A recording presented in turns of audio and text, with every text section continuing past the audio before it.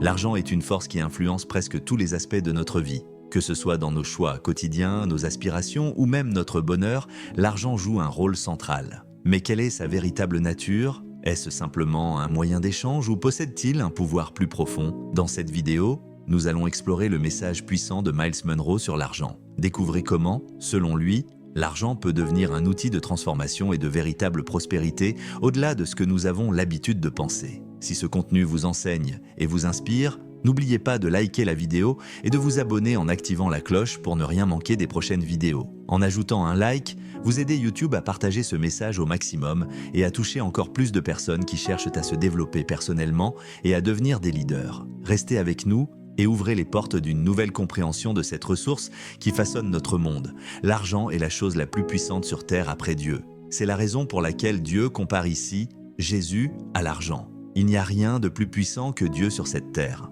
Beaucoup pensent que le diable est puissant, mais il existe quelque chose de plus puissant que le diable, et cela se trouve dans ton porte-monnaie. L'argent est si personnel qu'il peut devenir plus puissant que le diable car il peut dominer ta vie. Jésus dit que tu ne peux pas servir Dieu et l'argent en même temps. Cette idée est exprimée dans la parabole des talents dans Matthieu 25. Un homme a donné des talents, une certaine somme d'argent, à 3 personnes, chacun selon sa capacité. Il est important de noter que Dieu donne selon ta capacité, pas selon ce que tu désires. Il ne détermine pas ce que tu reçois. C'est toi qui détermines cela par ta capacité à gérer ce que tu as. Si tu manques d'argent, cela n'a rien à voir avec Dieu, mais plutôt avec ta capacité à gérer ce que tu as. Il est crucial de changer ta façon de penser. Tu ne devrais pas prier pour certaines choses. C'est ta capacité qui doit déterminer ce dont tu pries. Imagine que tu pries pour 1 000 $, mais Dieu te rappelle que la semaine dernière, tu n'as même pas payé la dîme sur les 100 $ que tu as reçus. Et pourtant, tu te frustres de ne pas avoir les 1 000 $. Dieu t'a répondu, mais tu n'es pas encore capable de gérer cette somme. Le montant est déterminé par ta capacité à gérer. Dans la parabole des talents, il est mentionné que le maître est parti. C'est important. Dieu te donne des ressources comme un cerveau, de la sagesse, de l'intelligence et sa parole, puis il te laisse les gérer. Il ne te dira pas ce que tu dois faire, mais il verra ce que tu fais avec ces ressources. Quand Dieu a donné à Adam le jardin, il lui a dit de dominer. Mais quand Dieu est revenu, il a constaté que le serpent était devenu le maître. Dieu a alors demandé « Où es-tu ? Je t'avais donné la responsabilité de gérer, mais tu as échoué. » Et ce qui s'est passé ensuite ? Dieu l'a chassé. Matthieu 25, verset 16, nous dit que celui qui avait reçu 5 talents a mis l'argent à travailler et a fait fructifier sa somme. Dans le royaume des cieux, on ne travaille pas pour l'argent, c'est l'argent qui doit travailler pour toi. Ce principe est essentiel. Chaque fois que Dieu te donne des ressources, il veut qu'elles travaillent pour toi, pas l'inverse. Si tu travailles dur pour de l'argent, cela montre que tu as inversé ce principe spirituel. Dieu veut que tu travailles pour ton but, pas pour l'argent. Lorsque tu trouves ton but, l'argent viendra à toi. Si tu ne suis pas ton but, tu finiras toujours par travailler pour de l'argent et l'argent deviendra ton maître. Jésus a expliqué cela en disant « Pourquoi vous inquiétez-vous de ce que vous allez manger ou boire ? Regardez les oiseaux. Ils ne s'inquiètent pas, mais le Père prend soin d'eux. Les oiseaux ne cherchent pas à être autre chose qu'un oiseau. Ils accomplissent leur mission. Nous, en tant qu'êtres humains, sommes la seule créature qui essaie d'être ce que nous ne sommes pas. Le but attire la prospérité pour que tu puisses l'accomplir. Dieu finance toujours ses projets. Jésus dit clairement, tu ne travailles pas pour l'argent, mais tu mets l'argent à travailler pour toi. Celui qui a reçu des talents les a multipliés, mais celui qui en a enterré un a échoué. Il est important de comprendre que l'argent en soi n'existe pas réellement. C'est une idée qui se trouve dans ton esprit. Un livre populaire, Pensez et Devenez riche, exprime le même principe que la Bible. Il dit qu'il ne faut pas travailler pour l'argent, mais plutôt pour un but. Si ta façon de penser est correcte, la richesse viendra naturellement. Salomon n'a jamais demandé de l'argent à Dieu. Et si Dieu apparaissait devant toi et te demandait ce que tu désires, tu pourrais être tenté de demander une grosse somme d'argent. Mais l'argent, selon Salomon, est un produit secondaire de la sagesse et de la compréhension. Lorsque Dieu lui a demandé ce qu'il voulait, Salomon a demandé la sagesse, l'intelligence et la compréhension, et il est devenu l'homme le plus riche de l'histoire. Il n'a pas demandé l'argent, car l'argent suit ceux qui poursuivent le but de Dieu. Comme il est écrit dans Proverbe 4,7, « Acquiers la sagesse, et avec tout ce que tu possèdes, acquiers l'intelligence. » Si cela te coûte tout ce que tu as, Dieu dit qu'il vaut mieux rechercher la sagesse que de poursuivre l'argent. L'argent, dans cette perspective, devient secondaire. Il ne doit pas être la priorité, mais plutôt un outil que tu utilises pour accomplir le but que Dieu a pour toi. Si tu cherches à acquérir la sagesse et la compréhension, l'argent viendra naturellement. C'est ce que l'histoire de Salomon nous enseigne. Lorsqu'il a demandé à Dieu la sagesse pour gouverner, Dieu lui a donné bien plus, la richesse et la gloire. Il n'a pas demandé de l'argent, car il comprenait que la véritable richesse venait de la sagesse et de l'intelligence. La Bible nous enseigne que si nous mettons Dieu et sa volonté en premier, alors toutes les autres choses nous seront données par-dessus tout. Il ne faut pas courir après l'argent ou se laisser dominer par lui. L'argent est un moyen, pas une fin en soi. C'est pourquoi Jésus a dit « Cherchez d'abord le royaume de Dieu et sa justice, et toutes ces choses vous seront données par-dessus tout. » Matthieu 6, 33. Il est aussi important de comprendre que l'argent n'est pas mauvais en soi. C'est l'amour de l'argent qui est à la racine de tous les maux. Cela nous amène à poser la question suivante. Pourquoi l'argent a-t-il un tel pouvoir sur nous? La réponse réside dans notre manière de penser et notre relation avec l'argent. Si nous plaçons notre sécurité et notre espoir dans l'argent, nous risquons de le laisser devenir notre maître, nous dirigeant dans nos décisions et nos actions. Dans le royaume de Dieu, l'argent est un outil au service du royaume. Il n'est pas le but, mais il sert à accomplir la mission de Dieu sur terre.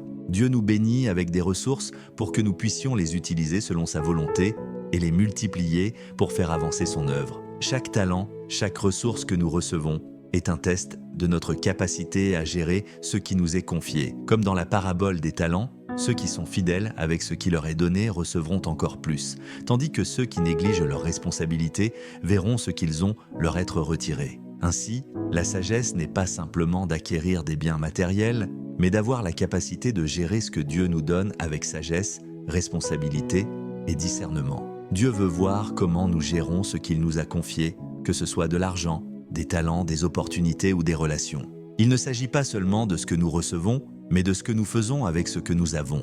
Dans l'économie divine, la multiplication ne vient pas seulement de travailler dur pour accumuler des richesses, mais de savoir gérer ce qui nous est confié avec une attitude de fidélité. La gestion fidèle des petites choses prépare le terrain pour des bénédictions encore plus grandes. Si tu te concentres sur l'accomplissement du but que Dieu a pour toi, tu verras la prospérité arriver naturellement. Il est donc crucial de comprendre que, dans le royaume de Dieu, les ressources ne sont pas uniquement destinées à enrichir notre propre vie. Elles sont un moyen de servir les autres et de faire avancer son œuvre sur terre. Chaque ressource, qu'il s'agisse d'argent, de temps, de talent ou d'opportunités, a une finalité plus grande. Ces ressources sont des moyens que Dieu utilise pour accomplir ses plans et ses projets, et nous sommes simplement des intendants appelés à les gérer de manière responsable. Le royaume de Dieu fonctionne selon des principes différents de ceux du monde. Dans le monde, on apprend à accumuler des biens, à chercher à posséder toujours plus, pensant que la richesse matérielle apportera le bonheur et la sécurité. Mais dans le royaume de Dieu, la prospérité véritable vient de la gestion fidèle de ce que nous avons, de l'utilisation de nos ressources pour honorer Dieu et de la manière dont nous utilisons notre influence pour bénir les autres. Cela nous amène à une vérité importante. L'argent, bien qu'il puisse avoir une grande influence dans notre vie, ne doit pas être notre objectif principal. L'objectif est de suivre la volonté de Dieu et d'accomplir ce qu'il nous a appelés à faire. Lorsque nous nous concentrons sur notre mission et notre but divin, Dieu pourvoira à tous nos besoins. Il nous donnera tout ce dont nous avons besoin pour accomplir cette mission. L'argent et les autres ressources seront toujours suffisants pour ceux qui vivent selon les principes de Dieu et qui ont la bonne perspective sur ce qu'ils sont appelés à faire. Cela ne signifie pas que nous devons négliger l'aspect matériel ou ignorer nos besoins financiers. Non, Dieu sait ce que nous avons besoin et il s'engage à prendre soin de nous. Ce que cela signifie, c'est que nous devons avoir une attitude juste envers l'argent. L'argent ne doit pas être notre maître, mais un outil à notre disposition pour accomplir le but de Dieu. Il est essentiel de ne pas tomber dans l'illusion que l'argent va résoudre tous nos problèmes ou qu'il peut nous procurer une sécurité absolue. L'argent ne peut ni acheter le vrai bonheur, ni garantir une vie sans problème. Ce qui est vraiment important, c'est notre relation avec Dieu, notre foi en lui et notre engagement à vivre selon ses principes. Lorsque nous plaçons notre confiance en Dieu et que nous faisons de sa volonté notre priorité, alors il pourvoira à nos besoins. Il nous donnera la sagesse et la capacité de gérer tout ce qu'il nous confie de manière à prospérer dans toutes les sphères de notre vie. L'argent et les ressources peuvent venir et partir, mais Dieu est constant. Si nous vivons pour lui et pour son royaume, les bénédictions suivront. Cela ne signifie pas que nous allons tous devenir riches selon les standards du monde, mais cela signifie que nous serons suffisamment pourvus pour accomplir ce que Dieu nous a appelés à faire. Et au-delà de l'aspect matériel, nous expérimenterons une richesse spirituelle qui surpasse toute richesse terrestre. Dans la parabole des talents, celui qui a bien géré ce qui lui a été confié a été récompensé par encore plus. Cela nous montre que Dieu bénit ceux qui gèrent fidèlement ce qu'ils ont. même s'il s'agit de petites choses. Notre fidélité dans les petites choses prépare le terrain pour les grandes bénédictions. Si tu es fidèle dans ce que tu as maintenant, Dieu te confiera encore plus pour accomplir ses œuvres. Il est important de se rappeler que dans le royaume de Dieu, la gestion des ressources n'est pas une simple question de multiplication matérielle, mais de foi et de fidélité. Ce que Dieu cherche avant tout, c'est une attitude juste dans la gestion de ce qu'il nous confie. Si nous gérons correctement ce que nous avons, que ce soit de l'argent, du temps ou des talents, nous devenons des témoins fidèles de la manière dont Dieu veut que nous vivions. Cette gestion fidèle n'est pas une simple question de richesse terrestre, mais de témoigner de la grandeur de Dieu à travers nos actions et nos décisions. Une question à se poser est « Comment gérons-nous ce que Dieu nous a donné aujourd'hui ?» Si nous voyons notre argent et nos ressources comme des instruments pour servir les autres et accomplir la mission que Dieu nous a donnée, nous serons en mesure de les utiliser avec sagesse. L'argent, lorsqu'il est utilisé correctement, devient un moyen d'aider, de bénir, de construire et de multiplier les œuvres de Dieu sur terre. Le principe fondamental reste que Dieu bénit ceux qui sont fidèles dans leur gestion des ressources et il leur confiera encore plus à mesure qu'ils progressent dans la fidélité. Cela ne se limite pas simplement à l'argent, cela concerne aussi la manière dont nous gérons notre temps, nos relations et nos talents. Tout ce que nous faisons, que ce soit dans notre travail, dans nos études ou dans nos engagements sociaux, peut devenir un moyen de glorifier Dieu, pourvu que nous agissions avec un cœur sincère et un désir d'accomplir sa volonté. Si tu fais de l'argent ton objectif principal, tu risques de t'égarer. Mais si tu fais de ton but, de ta mission, de ce que Dieu veut pour toi, ta priorité, l'argent suivra naturellement. Cela ne veut pas dire qu'il viendra facilement, ni même qu'il viendra en abondance immédiatement, mais que Dieu pourvoira à ce dont tu as besoin pour accomplir ce qu'il t'a demandé de faire. Rappelez-vous aussi que l'argent n'est qu'un moyen d'accomplir quelque chose de plus grand. Les véritables bénédictions dans la vie ne sont pas nécessairement liées à ce que nous possédons, mais à ce que nous faisons avec ce que nous avons. La vie ne se mesure pas à l'accumulation de biens, mais à la manière dont nous vivons pour un but plus grand que nous-mêmes. Lorsque nous vivons selon ce principe, Dieu nous bénit au-delà de nos attentes et nous permet de faire une différence dans le monde. En fin de compte, le véritable objectif est de devenir un bon gestionnaire des ressources que Dieu nous confie. Cela inclut tout ce que nous avons, notre argent, notre temps, nos relations, notre énergie et nos talents. En étant fidèles dans les petites choses, en utilisant nos ressources pour honorer Dieu et aider les autres, nous expérimenterons la véritable prospérité, celle qui vient de vivre pleinement dans le but que Dieu a pour nous. Le fait de vivre avec une perspective de gestion fidèle des ressources que Dieu nous confie transforme notre manière de vivre. Cela nous libère de l'angoisse et de la pression liée à la recherche incessante d'argent ou de biens matériels. Lorsque nous mettons notre foi en Dieu et que nous agissons selon sa volonté, nous trouvons un équilibre entre nos besoins matériels et spirituels. Ce principe nous permet de vivre une vie épanouie et centrée sur des valeurs éternelles, plutôt que de courir après des choses qui sont éphémères. Il est crucial de comprendre que Dieu ne mesure pas notre succès par la quantité de biens que nous accumulons, mais par la manière dont nous les utilisons pour accomplir son œuvre. Il nous appelle à être des intendants fidèles, à gérer non seulement l'argent, mais aussi notre temps, nos relations, nos opportunités et nos capacités. Chaque aspect de notre vie est une occasion de servir Dieu et de manifester sa gloire. C'est dans cette perspective que l'argent et les autres ressources prennent leur véritable place. Non comme une fin en soi, mais comme un moyen d'accomplir un but plus grand. Le royaume de Dieu ne fonctionne pas selon les principes du monde. Dans le monde, l'accumulation est vue comme une mesure de réussite. Mais dans le royaume de Dieu, la véritable richesse vient de la générosité du service et de la gestion fidèle de ce qui nous est confié. Jésus nous enseigne que plus nous donnons, plus nous recevons, mais pas dans le sens du monde. Donner n'est pas une perte, mais un investissement éternel qui génère des bénédictions durables. Cela nous appelle à vivre une vie d'intégrité et de responsabilité.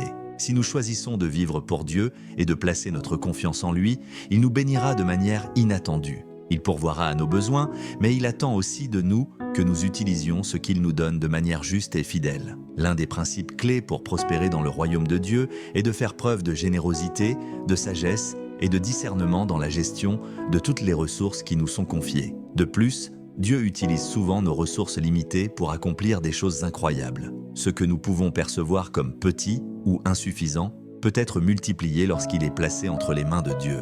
L'exemple de Jésus nourrissant 5000 personnes avec 5 pains et 2 poissons nous montre que ce qui semble insuffisant aux yeux du monde peut devenir abondant dans les mains de Dieu. Cela nous enseigne à ne jamais sous-estimer ce que Dieu peut faire avec ce que nous avons, même lorsque cela semble peu. En étant fidèles dans l'utilisation de nos ressources, nous devenons des instruments entre les mains de Dieu pour accomplir des œuvres plus grandes que nous. Et ainsi, au lieu de chercher à accumuler pour nous-mêmes, nous devons chercher à être de bons intendants de ce que Dieu nous confie, à l'utiliser pour servir et bénir les autres, et à permettre à l'argent et à toutes les ressources que nous avons de travailler pour la gloire de Dieu. Le principe fondamental ici est de comprendre que Dieu nous confie des ressources pour accomplir sa volonté, et non pour satisfaire nos désirs personnels. Lorsque nous vivons avec cet objectif en tête, nous voyons nos biens et nos talents non pas comme des possessions à accumuler, mais comme des dons à utiliser pour servir Dieu et les autres. Cette perspective change radicalement notre manière de voir l'argent et les ressources en les plaçant dans une dimension plus grande, celle du royaume de Dieu. Cela ne veut pas dire que nous devons négliger nos propres besoins ou que nous devons vivre dans la pauvreté. Au contraire, Dieu veut que nous prospérions, mais de manière équilibrée et selon sa volonté. Il nous appelle à être des intendants fidèles en nous assurant que nos ressources, qu'elles soient de financières ou non, soient utilisées avec sagesse pour accomplir ses desseins. La véritable prospérité dans le royaume de Dieu n'est pas simplement une question d'argent ou de biens matériels, mais de la manière dont nous utilisons ce que nous avons pour avancer le royaume. Lorsque nous utilisons nos ressources pour bénir les autres, pour aider ceux qui sont dans le besoin, pour répandre l'Évangile et pour servir les causes qui honorent Dieu, nous nous alignons avec la mission divine. Le royaume de Dieu est un royaume de générosité et de service. Jésus lui-même a donné sa vie en sacrifice pour les autres. Nous sommes appelés à suivre cet exemple en utilisant ce que Dieu nous a donné pour bénir ceux qui nous entourent. Une autre vérité fondamentale dans ce principe de gestion des ressources est que Dieu veut voir comment nous gérons même les petites choses avant de nous confier davantage. Jésus nous enseigne dans la parabole des talents que la fidélité dans les petites choses prépare le terrain pour des responsabilités plus grandes. Si nous sommes fidèles avec ce qui nous est donné, même en petite quantité, Dieu nous bénira avec encore plus. C'est une vérité spirituelle qui se reflète dans tous les aspects de la vie, pas seulement dans la gestion financière, mais aussi dans nos relations, notre temps et nos talents. Cela signifie que nous devons développer une attitude de fidélité dans toutes les petites choses de notre vie. Parfois, nous avons tendance à attendre un grand moment ou une occasion de montrer notre fidélité. Mais Dieu regarde notre fidélité au quotidien, dans les petites décisions que nous prenons chaque jour. C'est là que se forge notre caractère et notre capacité à gérer des ressources plus grandes. La gestion fidèle des ressources est aussi un moyen pour Dieu de tester notre cœur. Lorsque nous utilisons ce qu'il nous donne avec sagesse et intégrité, cela montre que notre cœur est aligné avec lui.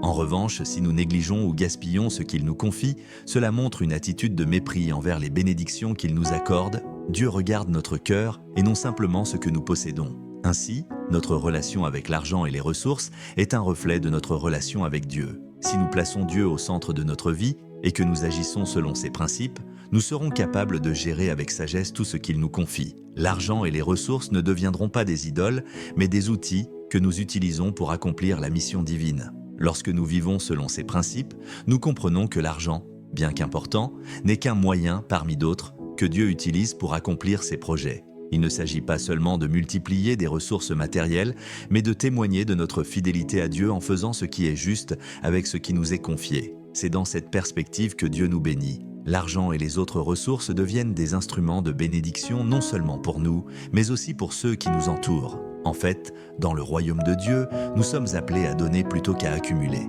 Jésus a dit « Il y a plus de bonheur à donner qu'à recevoir ». Acte 20, 35. Le véritable but n'est pas d'accumuler des richesses pour soi-même, mais de les utiliser pour bénir les autres et étendre le royaume de Dieu. Ce principe de générosité et de don est au cœur de l'économie divine. En donnant, nous ne perdons pas, au contraire, nous investissons dans un trésor éternel qui ne se déprécie jamais. L'un des défis que beaucoup rencontrent dans ce domaine est la tentation de se concentrer trop sur l'argent et d'oublier l'appel divin à être généreux. Cela peut arriver lorsque nous avons peur du manque ou lorsque nous laissons les préoccupations financières prendre une place trop importante dans nos vies. Mais Dieu nous appelle à faire confiance en sa providence. Il nous assure qu'il pourvoira à tous nos besoins si nous cherchons d'abord son royaume et sa justice. Matthieu 6, 33. Cela ne signifie pas que nous devons être imprudents ou négliger nos responsabilités financières. Au contraire, nous devons être sages et prévoyants dans la gestion de nos finances. Mais notre sagesse dans la gestion de l'argent ne doit jamais être séparée de notre foi en Dieu et de notre engagement à le servir avec ce que nous avons. L'une des plus grandes bénédictions que Dieu nous accorde est la possibilité de contribuer à son œuvre sur terre. Par nos dons et nos actions, Nous pouvons participer activement à ce que Dieu est en train de faire dans le monde. Cela inclut soutenir des ministères, aider les nécessiteux, investir dans des projets qui servent le bien commun et propager l'Évangile. En utilisant nos ressources pour ces causes, nous ne faisons pas qu'acquérir des récompenses sur terre. Nous amassons des trésors éternels dans les cieux, là où ni la rouille ni les mythes ne peuvent te détruire. Matthieu 6, 19 à 21. Il est également important de comprendre que notre relation avec l'argent est aussi une question de cœur. Jésus a dit « Car là où est ton trésor, là aussi sera ton cœur ». Matthieu 6, 21. Cela signifie que nos choix financiers révèlent souvent nos priorités profondes. Si notre trésor est en Dieu et dans sa volonté, alors nous chercherons à utiliser nos ressources pour avancer son royaume. Mais si notre cœur est attaché aux choses de ce monde, nous risquons de devenir esclaves de l'argent et de laisser nos priorités spirituelles se diluer. Ainsi, notre gestion des ressources doit refléter notre amour pour Dieu et notre désir d'accomplir sa volonté. L'argent et les biens matériels ne sont pas intrinsèquement mauvais, mais ils doivent être utilisés de manière à honorer Dieu. Le défi réside dans notre capacité à maintenir une perspective céleste, en voyant l'argent et les autres ressources comme des moyens pour servir un objectif plus grand. Il est également essentiel de reconnaître que la gestion fidèle de nos ressources a un impact sur les autres. Lorsque nous utilisons nos ressources de manière responsable et généreuse, nous devenons des instruments de bénédiction pour ceux qui nous entourent. Ce n'est pas seulement l'argent que nous donnons qui compte, mais aussi la manière dont nous l'utilisons pour servir les autres, pour élever ceux qui sont dans le besoin et pour semer dans des causes qui ont une portée éternelle. L'appel à être généreux et à donner ne se limite pas seulement à l'argent. Il s'étend également à notre temps, notre énergie et nos talents. Nous avons tous des dons et des talents qui peuvent être utilisés pour faire avancer le royaume de Dieu. Parfois, il est plus facile de donner de l'argent que de donner de notre temps ou de notre énergie. Cependant, Dieu nous appelle à être généreux dans toutes les sphères de notre vie en offrant ce que nous avons pour sa gloire. Nous devons nous rappeler que tout ce que nous avons, y compris nos talents et nos capacités, vient de Dieu. C'est pourquoi nous devons les utiliser pour honorer Dieu et pour accomplir les bonnes œuvres qu'il a préparées pour nous. Éphésiens 2:10. Nos talents ne sont pas simplement pour notre profit personnel ou pour notre confort, ils sont un moyen par lequel Dieu veut toucher les vies des autres et faire avancer son royaume sur terre. Cela nous conduit à une autre vérité importante. Tout ce que nous faisons, qu'il s'agisse de notre travail, de notre bénévolat ou de nos interactions quotidiennes, doit être fait pour Dieu. Jésus nous enseigne que tout ce que nous faisons pour les autres, nous le faisons pour lui, Matthieu 25, 40. Cela inclut la manière dont nous utilisons notre argent et nos ressources. Si nous voyons notre argent et nos talents comme des outils au service de Dieu et des autres, nous trouverons une profonde satisfaction et un sens dans tout ce que nous entreprenons. La fidélité dans la gestion des ressources de Dieu ne concerne pas seulement l'aspect financier, mais englobe tous les aspects de notre vie. Quand nous donnons généreusement, quand nous utilisons nos talents pour le bien des autres et quand nous gérons tout ce que Dieu nous confie avec sagesse, nous montrons que nous lui faisons confiance et que nous cherchons à lui plaire. La gestion fidèle de nos ressources est donc un acte de dévotion et un témoignage de notre foi. Il est également important de noter que Dieu bénit ceux qui sont fidèles, mais il bénit aussi ceux qui sont généreux. La générosité n'est pas seulement une action ponctuelle, mais un mode de vie. En étant généreux, nous reflétons l'amour et la grâce de Dieu. La Bible nous rappelle que celui qui donne avec joie sera béni, 2 Corinthiens 9, 7. Et bien que l'argent et les ressources matérielles aient une valeur sur terre, il existe une bénédiction bien plus grande dans l'acte de donner. Dieu honore cette générosité en pourvoyant encore plus pour que nous puissions continuer à bénir les autres. En fin de compte, être fidèle dans la gestion des ressources ne consiste pas seulement à donner de l'argent ou à accomplir des actions visibles. Il s'agit d'une attitude intérieure, d'une disposition du cœur qui cherche à honorer Dieu dans tout ce que nous faisons, y compris dans la gestion de nos finances, de notre temps, de nos talents et de nos relations. Chaque décision que nous prenons, aussi petite soit-elle, a une conséquence éternelle. Ainsi, nous sommes appelés à examiner nos motivations profondes et à nous assurer que nous agissons selon la volonté de Dieu. Il est également important de se rappeler que, lorsque nous faisons de Dieu la priorité dans notre gestion des ressources, cela affecte positivement notre propre vie. Bien que nous soyons appelés à bénir les autres, en retour, Dieu nous bénit de manière inattendue. Ce n'est pas une promesse de prospérité matérielle immédiate, mais une promesse de paix intérieure, de joie et d'accomplissement. Quand nous vivons pour Dieu et que nous utilisons nos ressources pour sa gloire, nous trouvons une satisfaction profonde et une prospérité qui dépasse tout ce que l'argent peut offrir. L'un des plus grands défis dans la gestion des ressources est de résister à la tentation de vivre pour nous-mêmes. Le monde nous pousse constamment à rechercher plus pour nous-mêmes, à accumuler pour notre confort personnel et à considérer l'argent comme une fin en soi. Cependant, le royaume de Dieu fonctionne différemment.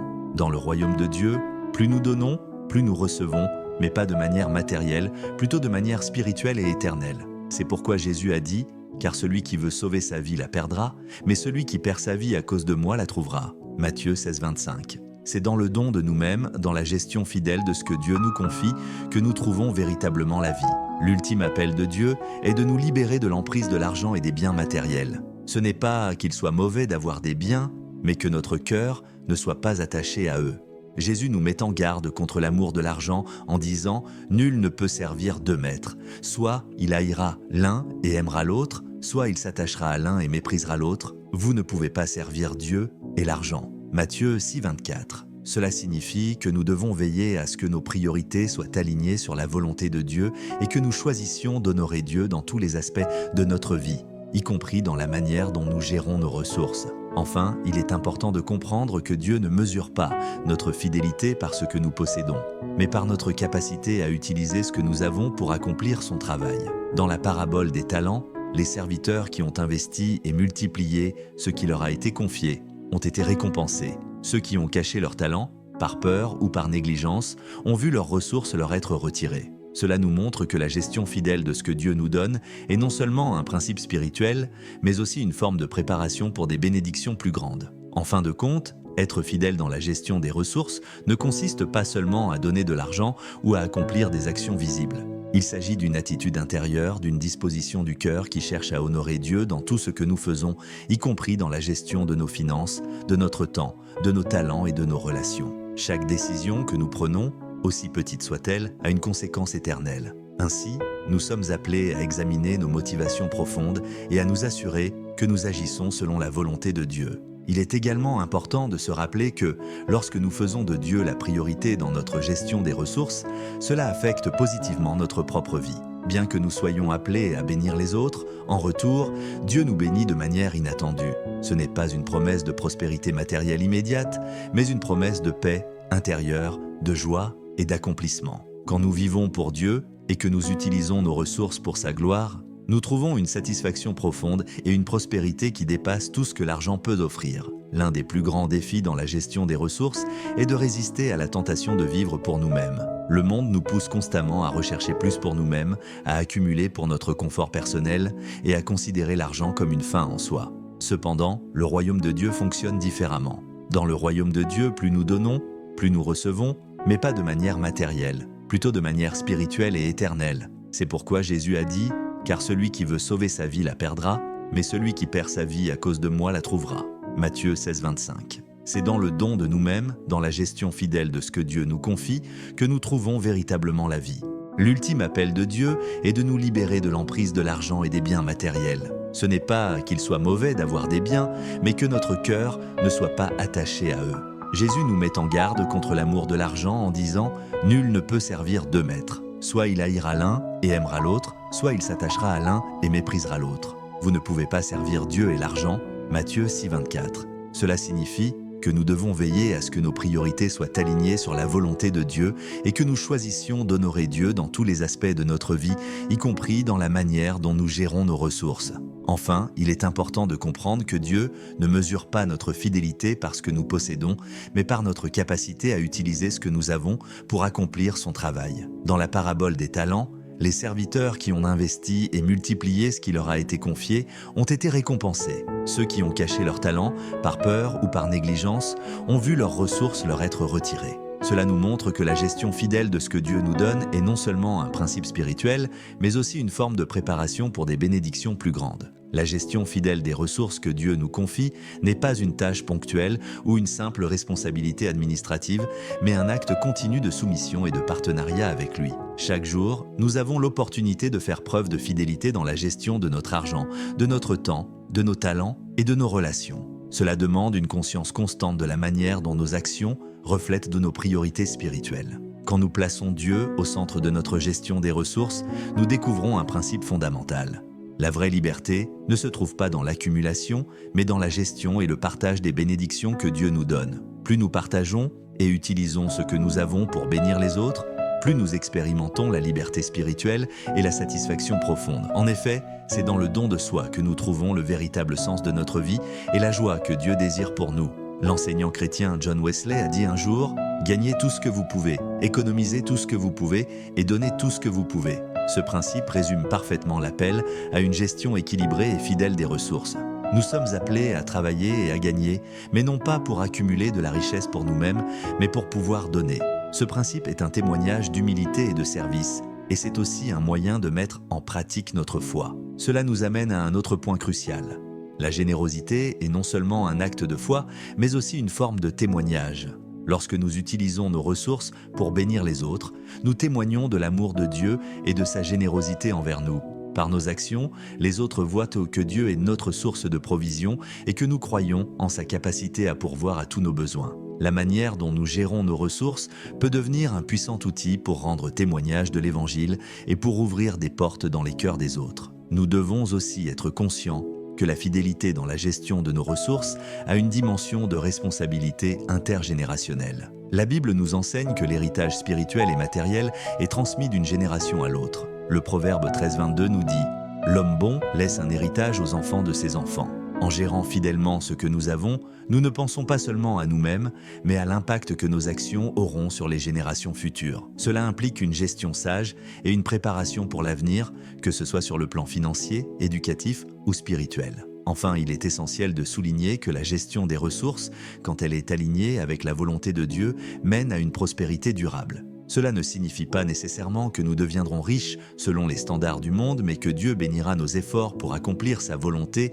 avec ce que nous avons. L'Écriture nous promet que si nous cherchons d'abord son royaume, toutes les autres choses seront ajoutées. Matthieu 6,33. Cela signifie que Dieu connaît nos besoins et qu'il nous pourvoira selon sa richesse et selon notre fidélité à le servir. En conclusion, comme nous l'a montré Myles Munroe, l'argent n'est pas seulement un moyen de consommation, mais un puissant outil pour accomplir un but plus grand. En comprenant son véritable pouvoir, nous pouvons l'utiliser pour transformer notre vie et celle des autres. L'essentiel n'est pas dans l'accumulation, mais dans la manière dont nous le gérons et l'utilisons pour honorer Dieu et impacter positivement notre environnement. Avant de conclure, nous aimerions vous donner l'opportunité de faire de Jésus le Seigneur de votre vie. Si vous ressentez dans votre cœur le désir de lui remettre votre vie, nous vous invitons à prier avec nous. Dites cette prière. « Seigneur Jésus, je me repens de mes péchés, viens dans mon cœur, je fais de toi mon Seigneur et Sauveur. » Les amis, si vous avez fait cette simple prière, nous croyons sincèrement que vous êtes nés de nouveau.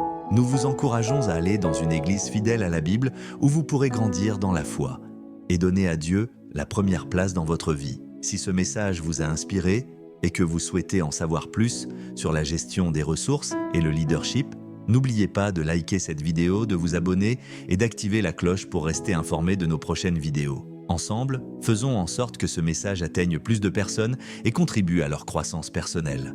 Merci d'avoir été avec nous et à très bientôt pour de nouvelles découvertes.